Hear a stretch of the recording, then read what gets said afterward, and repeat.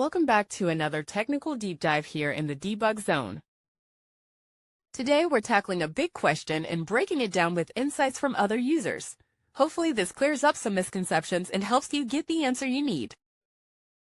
So buckle up, stay a little curious, and let's jump right in.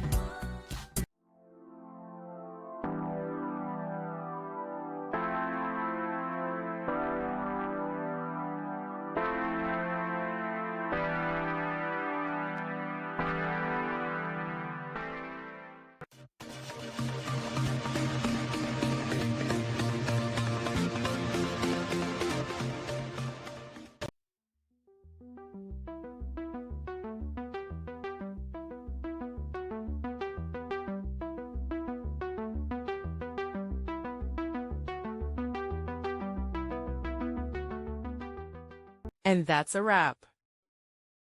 I hope you found the answer you were looking for. If you did, take a second to hit that subscribe button. It really helps out. And let me know in the comments which solution worked best for you. See you next time in the debug zone.